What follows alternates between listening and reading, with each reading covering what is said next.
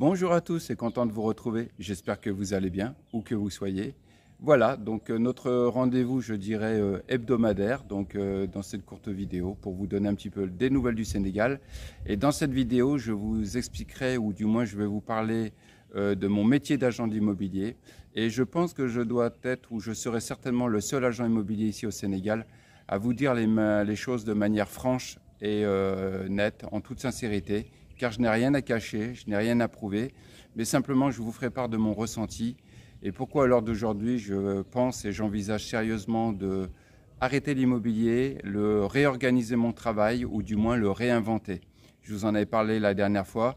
Là, je vais rentrer plus dans le vif du sujet. Je vous parlerai aussi de la concurrence déloyale à l'heure d'aujourd'hui dans l'immobilier. Enfin voilà, je vous parlerai de ce que habituellement les agents immobiliers ne vous parlent pas. Et toujours pareil, dans un format clair, concis et direct. Voilà, donc pour cette introduction, au niveau du Sénégal, comme je vous le disais la dernière fois, donc on va préparer les législatives pour le mois de novembre. Je crois savoir, pour l'instant, il n'y a pas eu, depuis la décision du président Diomaye Faye, je n'ai pas vu de choses qui m'interpellaient, si ce n'est que l'opposition, je crois, va essayer de se ranger en ordre de bataille pour faire face à cette législative. Et ils vont essayer de contrecarrer le pouvoir, je dirais, du président Diomaye Faye et du Premier ministre Ousmane Sonko. Donc, ce qui est logique, je dirais, c'est dans l'ordre des choses. Dans une démocratie, une majorité et une opposition en face. Donc on verra bien, mais pour l'instant, rien à signaler, du moins qui m'a interpellé. Ce matin, je vous mettrai en capture d'écran, j'ai vu que en fait, le gouvernement cherche toujours aussi à essayer de stopper un peu les fuites ou les évasions fiscales ou les fuites de capitaux, etc. Et là, je crois savoir, je voyais le titre ce matin, la DIC, ce qui est la division des investigations criminelles. Je crois que c'est ça, hein, la DIC. En fait, c'est la crème de la crème au niveau de la police. Et ils étaient sur une piste où plusieurs dizaines de kilos d'or avaient été, je dirais, s'étaient envolés avec un jet privé. Donc voilà, en fait, ils essayent de chercher de toutes parts les fuites de capitaux, etc. Donc voilà où nous en sommes à l'heure d'aujourd'hui au niveau du Sénégal. Ce matin, autrement, à titre personnel, donc j'attendais une réponse pour Tidiane, puisqu'il a fait une pré-rentrée scolaire, dans un nouvel établissement. Et ce matin, nous devions avoir la réponse pour savoir s'il serait donc validé pour faire sa première littéraire dans cet établissement-là, après avoir fait cette pré-rentrée scolaire, pour leur montrer ce qu'il était capable de faire et ce qu'il était réellement. Et donc, ça a été validé, donc je suis soulagé. Donc il va faire sa première et sa terminale dans cet établissement-là. Et je crois que sur une dizaine d'élèves qui avaient fait une pré-rentrée scolaire, soit parce qu'ils n'avaient pas le niveau requis pour entrer en première, ou soit, comme Tidiane, ils devaient faire leurs preuves, sur une dizaine, il n'y en a eu que 3 qui ont été retenus, dont Tidiane. Donc je suis vraiment content. On arrive à sortir de ce blâme disciplinaire qui avait été injustement mis par l'ancien établissement René Merceron. On sort enfin de ça et là, on va pouvoir repartir sur de nouvelles bases. Et voilà, avec un cap de 2 ans pour Tidiane, décrocher son bac avec mention pour ensuite l'orienter vers de nouveaux horizons. D'ailleurs, son objectif de 2 ans, je l'ai calqué un peu pour moi également, puisque je me fixe un cap de 2 ans pour bien réorganiser, réinventer mon travail. Dans 2 ans, quand Tidiane partira, s'envolera pour sa vie d'adulte, moi, j'en profiterai pour déménager. Je resterai sur Saly, parce que pour l'instant, je pense que ma place est encore sur Saly. Mais je pense, par contre, finir mes vieux jours, toujours pareil au Sénégal, mais soit du côté du Ciné Saloum, chez les Sérères, ou bien du côté de la Casamance, chez les Diola et tout le monde. Donc voilà, soit la Casamance, soit le Ciné Saloum. Mais ça, c'est vraiment à moyen terme, ou du moins à long terme, mais en fait dans la prochaine décennie. Mais autrement, moi et Tidiane, on s'est fixé un cap de 2 ans pour nous réorganiser et moi pour me réinventer professionnellement ici au Sénégal. Voilà, voilà pour cette petite interlude ou cette petite introduction. Et je vous rejoins tout de suite après le générique pour vous parler de l'immobilier et comment je vois les choses. À tout de suite.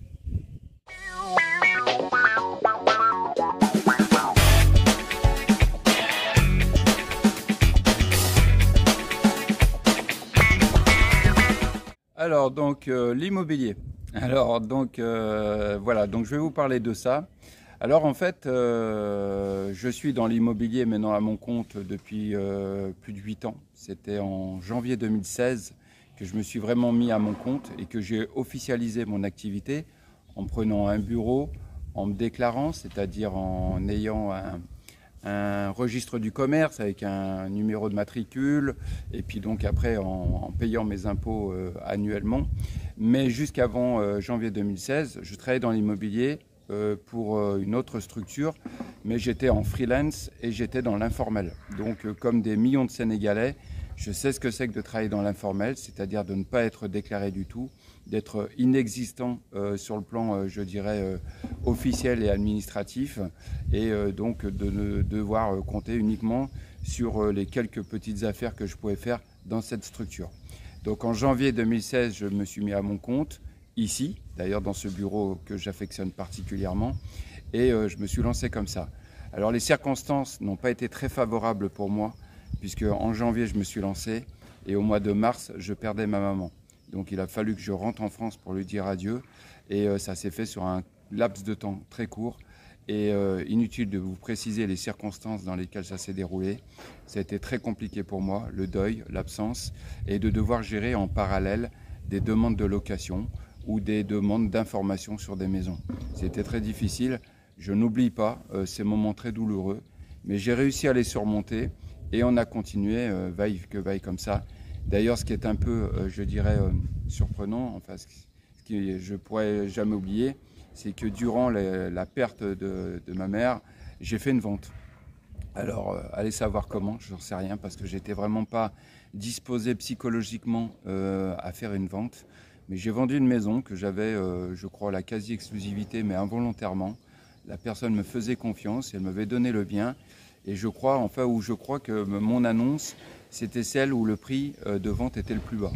Peut-être que la propriétaire avait donné plusieurs prix de vente et il s'avère que moi, avec le calcul de ma commission, j'avais un prix de vente le plus bas et donc le couple s'était rabattu sur moi en quelque sorte. Et donc j'avais fait cette vente. Mais je n'oublie pas en parallèle que durant ce moment-là, les acquéreurs n'ont pas été très fair-play avec moi puisque au moment de me verser ma commission d'agence, ils ont joué sur le fait que je n'avais pas trop d'expérience, qu'ils avaient dû régulariser eux-mêmes certains dossiers. Et donc, au lieu de me retrouver avec un montant qui était prédéfini, ils m'ont versé la moitié. Tout ça, je ne peux pas l'oublier. Je ne peux pas l'oublier parce que je me suis dit, c'est dans un moment de faiblesse, malheureusement, et je pense que ça vous parlera peut-être. Mais il arrive parfois que quand vous êtes dans des moments de faiblesse, vous avez des gens qui, eux, un peu plus opportuns que d'autres, en profitent, soit pour vous imposer quelque chose que vous n'auriez pas fait en temps normal, ou là, comme là, voilà, vous payez une commission qui initialement n'était pas du tout de ce montant-là. Alors j'ai serré les dents, j'ai pris ma commission, ou du moins ma demi-commission, et je me suis dit, de toute façon la roue tourne, et moi je vais de l'avant, et je continue. Donc tout ça, je ne l'oublie pas. Ça m'a, je dirais, aguerri dans ce métier-là. Ensuite, forcément, j'ai été confronté à d'autres situations, d'autres scénarios, etc. Et donc, voilà, depuis 8 ans, je suis dans ce domaine-là. Mais je constate, ou peut-être que c'est la fatigue, mais je constate qu'il y a une nette évolution de ce métier. Et à l'heure d'aujourd'hui, nous devons faire face. Je parle des structures qui ont pignon sur rue, qui sont là depuis plusieurs années, donc les anciens sur Saly, mais peut-être ailleurs dans le Sénégal, on fait face à une certaine fatigue. Une fatigue généralisée, un ras-le-bol. Des fois, ça peut venir aussi bien des clients qui se montrent difficiles ou bien qui essayent de nous soutirer des informations pour ensuite essayer de traiter directement avec le propriétaire, ou bien des fois font des visites simplement dans le cadre sans avoir forcément la volonté d'acheter.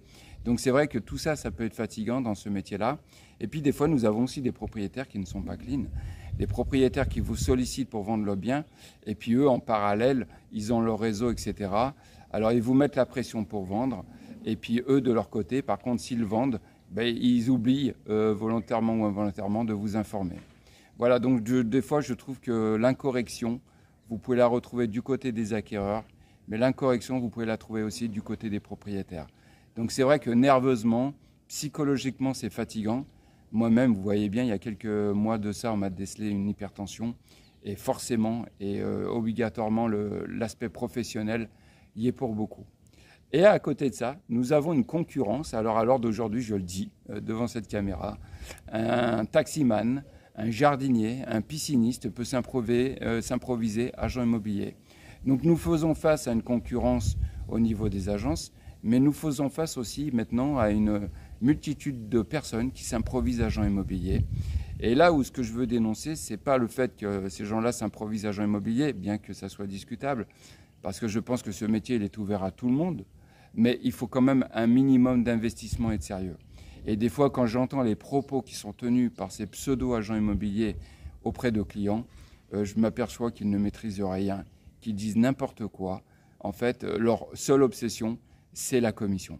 Et des fois aussi avec des prix de vente qui sont exubérants, parce que tout simplement, il y a un décalage de plusieurs dizaines de millions de francs ou de plusieurs dizaines de milliers d'euros entre le prix réel du bien à vendre et eux, le prix qu'ils proposent aux clients.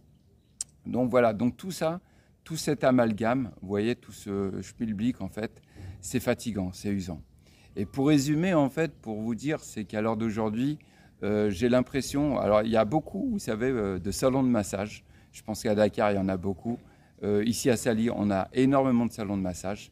Mais s'il y a bien deux professions qui prolifèrent à ce niveau-là, au niveau des bureaux ou des salons, c'est bien les salons de massage et c'est bien les agences immobilières. Vous trouvez des agences immobilières de partout. J'en trouve dans des étages, j'en trouve en rez-de-chaussée. Je trouve même des agences immobilières qui font pressing en même temps. Je trouve des agences immobilières qui font vente de volailles en parallèle. Vous voyez, donc c'est pour vous dire, je vois tout et n'importe quoi. Donc ce que je voudrais dire, c'est ça, c'est que moi je fatigue et je suis en train donc de voir un petit peu comment je pourrais réinventer mon travail. Honnêtement, j'ai essayé de faire mon travail du mieux que je pouvais. J'ai mis en place une structure, mon bureau, mon site, etc. C'est basique, mais c'est fonctionnel et surtout c'est résilient. Là, durant ces 8 ans, qu'est-ce que j'ai surmonté? J'ai surmonté, même bien avant dans l'informel, j'ai surmonté le visa de tourisme qui nous avait flingué une saison touristique. J'ai surmonté Ebola qui nous avait également flingué une saison touristique. J'ai surmonté, bien entendu, le coronavirus. J'ai surmonté lorsqu'il y a eu les émeutes à Dakar suite aux décisions politiques ou aux revendications politiques. Et vous vous souvenez, pendant certains moments, c'était très violent au Sénégal. Donc tout ça, moi, ma petite structure, je l'ai surmonté. D'autres n'ont pas eu cette faculté de le surmonter. Donc je suis fier de tout ça. C'est pour ça que je vous parle en toute sincérité. Je n'ai rien à prouver. Ce métier, je le connais. Et je mets au défi les autres agents immobiliers qui me regardent de savoir s'ils n'approuvent pas mes propos. Oui, il y a un ras-le-bol général. Oui, nous faisons face à une concurrence déloyale et je dirais complètement anarchique à l'heure d'aujourd'hui. Et je pense qu'effectivement, tôt ou tard, il y aura besoin de régulariser à ce niveau-là. Les acquéreurs ont une part de responsabilité parce que si eux, d'emblée, se disaient « bah non, on passe par une agence sérieuse, mais on ne passe pas par Babacar le jardinier ou Mustapha le pisciniste ou bien par Joe le taxi, etc. » Enfin, j'invente des noms. Forcément, déjà, ça permettrait de sélectionner les interlocuteurs. Mais alors d'aujourd'hui, je dirais que les acquéreurs souhaitent acheter le bien le moins cher possible et forcément qu'ils sont réceptifs aux propos que peuvent leur tenir tel ou tel en leur disant « moi je te vendrai le bien pas cher » ou « je peux te l'avoir rapidement », etc. Voilà un petit peu ce que je voulais dire dans cette vidéo. Donc voilà, donc une concurrence déloyale, une situation que je trouve moi personnellement totalement anarchique et une fatigue, je pense, qui est partagée par de nombreux agents immobiliers. Voilà, vous me direz ce que vous en pensez. Il y a quelques années, donc, dans cette chaîne YouTube, dans mes premières vidéos, j'avais fait une vidéo sur Sali et j'en avais profité pour compter le nombre d'agences immobilières. Et rien que sur l'axe principal, à l'époque, il y a plusieurs années, il y avait quasiment une vingtaine d'agences immobilières. Je peux être certain qu'à l'heure d'aujourd'hui, ce chiffre il est au moins multiplié par 2 parce que je vois des multitudes d'agences immobilières à l'étage, au rez-de-chaussée et puis aussi dans l'informel, etc. Voilà. Voilà ce que je pouvais vous dire. Alors des fois aussi, je vois excusez-moi, ça bouge un peu, des agents immobiliers qui me disent, bah voilà, je viens m'installer comme agent immobilier ici, mais j'ai X années d'expérience en France ou en Europe. Je vous le dis honnêtement, c'est pas comparable. Voilà, agent immobilier ici et agent immobilier en Europe, c'est deux mondes parallèles. Et c'est pas parce que vous avez fait 10 ans ou 20 ans là-bas que vous allez tenir ici. Ici, c'est vraiment, il faut être hyper fort dans sa tête, hyper structuré et hyper résilient. Voilà ce que je peux vous dire. Vous me direz un petit peu ce que vous en pensez, vous, dans les commentaires. Si vous êtes agent immobilier, n'hésitez pas aussi à témoigner, à faire part de votre propre ressenti, nous dire les choses, etc. Voilà, moi, je vous dis ça de manière sereine. Je dis ça en mon nom propre, ça n'engage que moi. Et je vous dis ça parce que je n'ai plus rien à prouver ni à démontrer. Simplement, je vous dis ça avec le nombre d'années d'expérience. Et je pense, en mon fort intérieur, qu'il est temps pour moi de changer ou de réinventer, réorganiser mon travail. Sur ce, à chacun d'entre vous, je vous souhaite une bonne continuation. Prenez soin de vous, où que vous soyez. Et à la semaine prochaine. Merci.